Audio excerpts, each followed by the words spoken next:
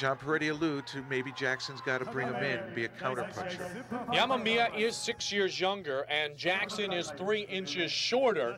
The official weights come in at about an 8-pound differential, so we are getting set for Jackson and Yamamiya. Of course, Eugene Jackson's punching power is something that has already been well documented. And Peretti said he's a banger, and that's the best way to do it. He's not the cleanest of punches, but what he hits you with has power.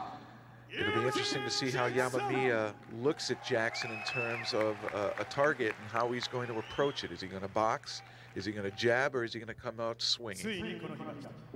And Yamamiya, 27 years old, out of Japan. And he has the strengths of being the pancrase fighter. His strikes come in flurries. His endurance also has been tested in the past and has checked out very well. Well, that could mean it's going to go the entire distance. Of course, Jackson also a very powerful puncher, but he's got great takedown defense. And probably his best natural asset, his brute power. Yamamiya, the southpaw, against the right-handed fighting Eugene Jackson. And a regular inside the octagon will be our official for the rest of the night. Our referee, Big John McCarthy, making the trip to Japan from his home in the western United States. So Big John will be in charge of the 2 middleweight fights, our tournament final, and then the 2 heavyweight fights still ahead on the card this evening, including the heavyweight championship. That's still ahead. Right now, Eugene Jackson is set. Yamamiya is set, and we are underway with the middleweight fight, our first of 2 here tonight at UFC 23. Yamamiya is in the southpaw stance. Look for Jackson to try to keep his left foot outside of the lead leg of Yamamiya, and that keeps him out of the power zone of that big left hand. Should also circle to that direction as well. Now, Jackson noted in the pre-fight interviews that he has worked against some southpaws in his training to try to adjust to the difference that you get when everything is, if you will, turned around. And that's exactly what it is. You're so used to fighting a right-hander that when somebody comes in his opposite stance and has the power in what normally is the jab hand, it can cause problems for righties, and that's why so many of them, when fighting southpaws, do so for months with sparring partners just to retrain their reflexes. Jackson 9-2 overall in mixed martial arts. He has fought in pancrase-style matches before, and he is 5-2 there, training at the Gladiator Training Academy, a mixed martial arts gym where one discipline does not reign. And he and Lasik are truly students of this fight game, and 2, I believe, of the up-and-comers in the UFC. The left connected. So the first punch thrown by Yamamiya, and it glances off the right ear of Eugene Jackson. Jackson is not stepping forward to throw punches. He's waiting. It looks as though he is going to try and counter. There was his first attempt. It was off of one of Yamamiya's jabs, and Yamamiya appears to be playing it like a boxer, leading with the jab hand and then trying to finish up with the 1-2. Well, certainly there is a reach advantage for Yamamiya, with Jackson being just 5'8" and Yamamiya being 5'11", 6 foot. And so that is one thing that Jackson will try to work, is in the close quarters. That's where he can get his shots in. Again, the left. Jackson, when he's coming in, is staying inside of that lead leg, putting him in the zone for that left hand. He needs to try to circle outside, or at least place his lead leg on the outside. And in the way it's appearing here on your TV screen, would be closer to you, the viewer. As long as he stays out. Got hit with that one. Well, he also tripped there. He tripped there. Yeah, the punch scored, but I don't think it was a knockout punch at all. I don't think it stunned him very much. Jackson right back up, and now they're in an upper body tie, classic Greco-Roman style positioning. Potential for body shots and knees here. Each of them hiding their head so that a knee can't come up and catch them. And it's so interesting, you can hear the corners. You can hear the corners. Tim Lasik trying to coach Eugene Jackson there. Well, there is certainly a feeling of loneliness when you are one of the American fighters fighting against a Japanese fighter on their turf, if you will. And I remember fighters the first time we came to Japan back in December of 1997 talking about feeling like they were on the island and the whole fight world was against them. So the relationship of Lasik and Jackson certainly plays a major part in not only the preparation, but the fight itself here tonight. Absolutely. 3 5-minute rounds again here in our middleweight fights. In our first heavyweight fight, that will depend or tell us who will be our one contender, the top contender. And then the heavyweight championship will be 5 5-minute rounds. 1:14 remains here in round number 1 between Jackson and Yamamiya. You can see Jackson loading up. I mean, he's got all the weight on his back foot. He's leaning back in his stance, trying to load up with the punch, waiting for Yamamiya to come within range. Yamamiya's got good quickness, Jeff. And I give Peretti some credit here. He spelled it out exactly. He said that Jackson has to lure Yamamiya in so that he can go ahead and connect with the punching, and that's exactly what Eugene Jackson is doing. You can see he's a little bit over his front foot here, but as he rocks that step back, you see him, that trail leg keeps setting, and each time it sets, you can see him coiling, and he leans back on it, and you know he's coming forward. Yamamiya sure is trying to size things up, and he really has that distance factor zeroed in on now, because Jackson is thrown. Now he goes high with the kick, but Yamamiya is able to step back and avoid any damage. Good tactic, though. It makes Yamamiya think of something else on the way in. But to his credit, Yamamiya is feeling with the jab, and each time he comes in that inch, two more, you know, left hand of Jackson, it didn't even faze him. That was the power hand of Yamamiya connecting, and it didn't even seem to rock Jackson at all. Jackson tried to go with a straight kick that time. Up and underneath, almost like an uppercut punch. And round 1 comes to a close, and a show of respect as always between our two game competitors. Fairly even round. I have no idea. Very relaxed Jackson, laughing right there. Let's see if we can hear Tim Lasik.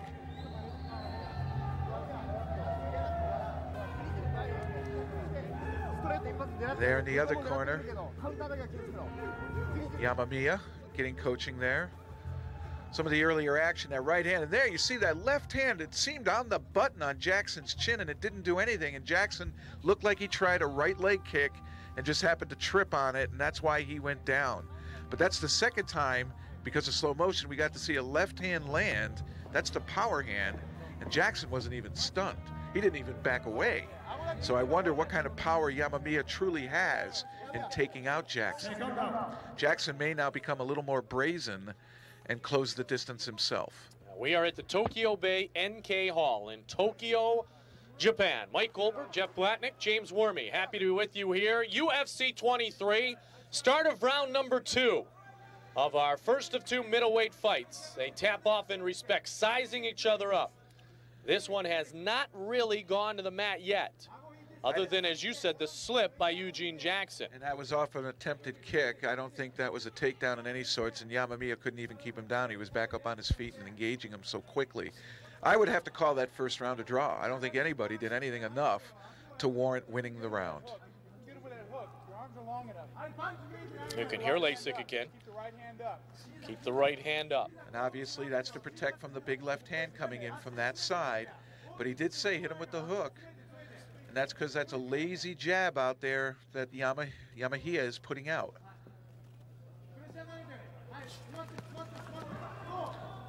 These two competitors happy at this point, through about 6 minutes of competition, to try to go toe-to-toe. It seemed as though Jackson right there was almost going to start to move forward, but now he's gone back to the standstill and seems to be loading up on that right leg. Oh, right hand by Jackson. Oh, a big one. Jackson trying to close it out. They're trading. Now this is where conditioning starts to come in. Big flurry. Big flurry, they acknowledge it. They acknowledge it, but that burns energy. I really like Eugene Jackson's style. And you know what? Give that same credit to Yamamiya. They're loving what they're doing, and this is their passion. And it's actually a big chess match, and that is why they smile at each other. They're so involved in the moves that they're doing, the techniques, that they're not thinking about their opponent. They're thinking about their performance. And when they come out of it, they're respectful because each was able to land. I remember last competition that Lasik was in. Eugene Jackson was there. We were in Louisiana, good flurry, and you and I were both talking to them about this UFC game, if you will. And you stopped at one point and said, you guys could talk this all day long, couldn't you? I think Eugene Jackson's reply was, yeah, probably all day and all night. And you could see by the reaction after the flurry a few moments ago, the joy there on a big right hand. Another punch delivered. He has stunned his opponent. That first right hand, there seemed to be a step in which Yamamiya needed to catch himself. He's all there again, but certainly that flurry was all Eugene Jackson. That's the first dominant flurry we've really seen, one-sided. Jackson got a little kick down on the ankle, the right ankle of Yamamiya, to set up that big right hand, and there is some blood, it appears, coming from the nose of Yamamiya. Yamamiya and Jackson, 2:15 remaining in round 2. Jackson's punching now seems to be stronger than Yamamiya's, and here conditioning, once again, the ability to move and the ability not to hesitate. Fatigue makes cowards of us all, and if you're tired, you will hesitate in initiating your offense. Jackson appears very strong.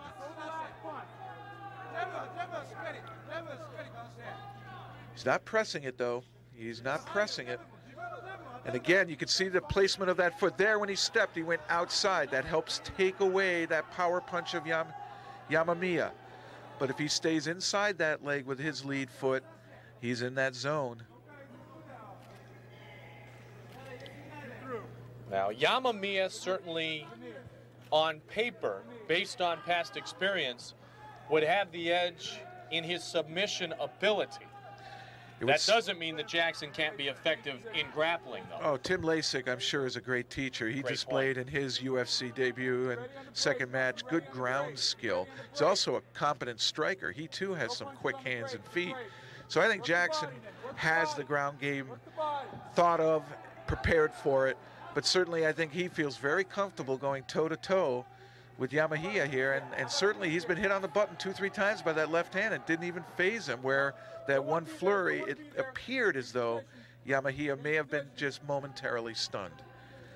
But this is not where Jackson wants to be, giving up inside position underhooks, his back up against the octagon fence. He'd rather be the other way around and make what appears to be a less physically developed fighter in Yamamiya compared to Jackson, dictating action. Why can't Yamamiya here be pushed up against the fence?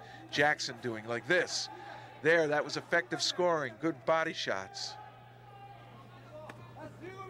Yamamiya and Jackson. 15 seconds remains in round 2. Some funky shorts by Yamamiya, half camouflage, half bright. And the bell sounds, and the end of 10 minutes of our 15 minutes of allotted time here in middleweight fight number 1. Now keep in mind, the middleweight division all of a sudden has some holes in it. Boss Rutan coming down to fight as a middleweight.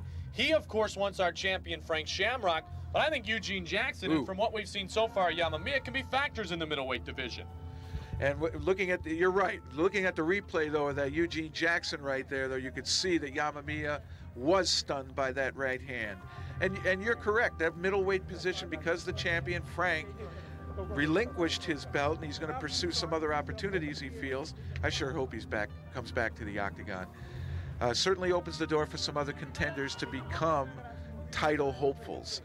Tito Ortiz is in there. Certainly Boss Rutan coming down from heavyweight and being the heavyweight champion.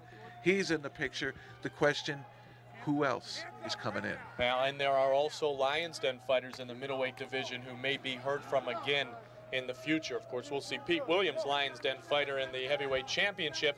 Still ahead tonight here on UFC 23. Third and final round between Jackson and Yamamiya. Woo. Big left hand just missed Jackson. This one may end on one punch. It's starting to look as though Yamamiya is pressing. If he starts moving into Eugene Jackson, that's exactly what Jackson wants. Jackson wants to stand upright and throw punches. Hands up. And conditioning, I believe, is Eugene Jackson. With that added power that he has and his ability in terms of speed, I really think at this point, the way the fight is looking, that Jackson's physical talents can start to really shine through.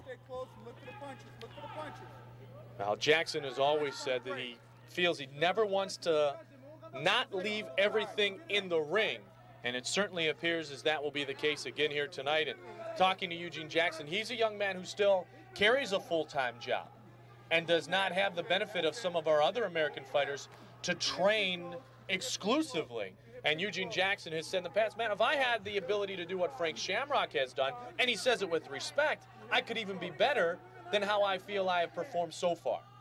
It's not always the fight in the octagon that determines the fighter. It's what he has to do to make his dream come true. And if you love what you're doing, you're willing to sacrifice. And Eugene Jackson is a disciplined athlete, and he's disciplined in the way he controls his life so that he does have the opportunity to compete here in the UFC. Who knows, with some more success, he may be in the same position as Frank Shamrock, where he can train full-time. Yamamiya is set. Looks like he may have lost a mouthpiece or something. But everything is clear, and they're set to go with just over 3 minutes remaining now in the third and final round. I gave that second round to Eugene Jackson, particularly because of the power of that one right hand, that one flurry in which he clearly dominated the flurry. And so I have him technically leading the fight close. Yamamiya now has Jackson up against the fence. Position for kneeing here. And Yamamiya unable to capitalize. Standing again. Look for the right hand. Look for the right hand. Right there. Right there. Tim Lasik saying right hand right now, and it hit him. Glancing blow, not full power punch, but seemed to work. Another left hand, but he's unable to do anything to Eugene Jackson. Now a quick spin and a combination thrown by Eugene Jackson. It's interesting too, because both corners can throw out instructions, and with the inability to speak English for the one fighter, Japanese for the other, it's not as if he's setting someone up for something that Yamamiya can understand what perhaps Eugene Jackson is getting set up to do by his corner, Tim Lasik, in this particular case. A left hand did it again, and out of nowhere, right at the bell. That's going to end it. They're going to end the fight right there. Good Lord, what a left hand by Eugene Jackson out of nowhere. Second time tonight we've seen it, would seem like a very predictable approach by both fighters. Suddenly, one big blow leaks through and it's over. Now, Jeff, I had said earlier that this looked like the type of fight that could end on one punch. And in the same way that Jackson defeated Royce Alger, he defeats Yamamiya here tonight. Now, you heard the bell ring. That signified the knockout, not the end of the time duration, because there was some time left. That is correct. That was to signify to the crowd there in that slow motion. Both fighters threw punches. Yamamiya with that left hand coming first, but it was Jackson's left hand that did the big damage. It landed right on the button at the same kind of hook that took out Royce Alger. So Yamamiya goes down, and Jackson is 2-0 in the UFC. As always, the ultimate concern is of the safety of our fighters, and Yamamiya looks just fine, and a game opponent and Eugene Jackson comes and makes sure that Yamamiya is good. But talk about good. I mean, this young man is an up-and-coming star in the middleweight division.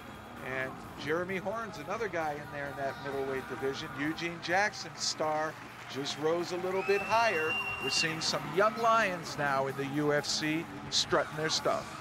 Now, certainly the Super Bowl of mixed martial arts, and undefeated in Super Bowl competition, is Eugene Jackson, with the knockout credited in round 3 at 3 minutes and 12 seconds.